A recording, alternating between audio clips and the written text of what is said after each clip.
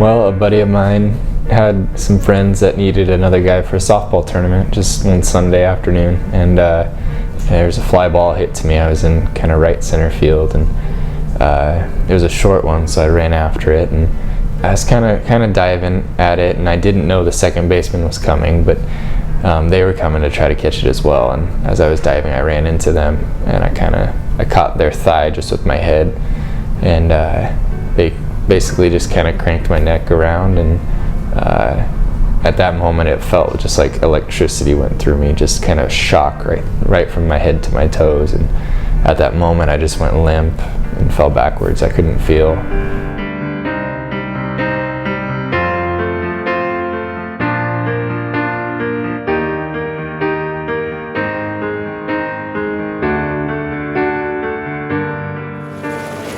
I said, "Where are we flying to?" They said, "Omaha."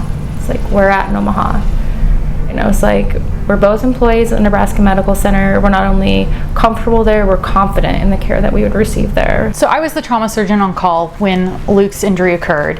And initially I was told that there's, a 25-year-old young gentleman who had a softball accident with a spinal cord injury. And then it became, oh, he's a nurse. And then it became, oh, by the way, he's a nurse here at Nebraska Medicine. And I thought, what are the odds of all the nurses that work here at our center? And then it was, oh, it's one of our ICU nurses.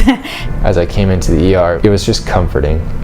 It's like a calming sense came over me when I started to see familiar faces.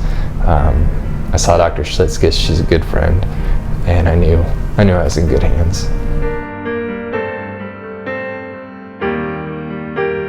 But when you take out that disc, then you've got space. So I use the analogy of the Oreo cookie. Basically, the black cookie parts are the vertebra, and the white fluffy stuff in the middle is the disc material.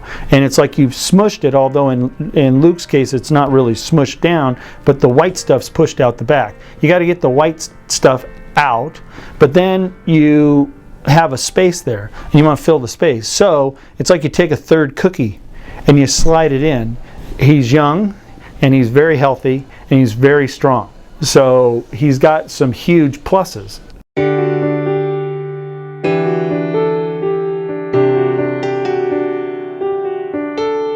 What speaks volumes about our institution is he actually chose to be cared for in his own ICU and by friends. And so, he knew that they provide excellent care. We are truly a family up here.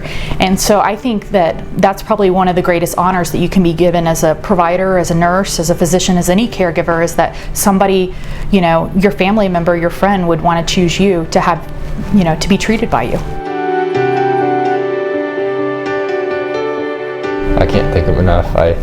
Dr. Schlitzkis, I'm thanking her every time I see her, and she keeps telling me, "Stop thanking me, I didn't do a thing."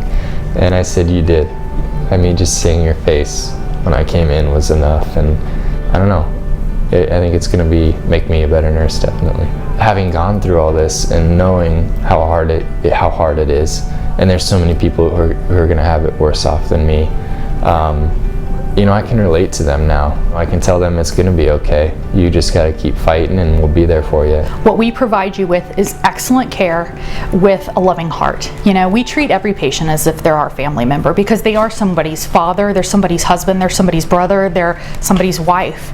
The interesting thing is we meet people every day on the worst day of their lives, and as trauma surgeons, and so the best gift that I can give them, just like I did Luke, is to provide him emotional support, provide emotional support for his family and his friends. We're here to show you that we care.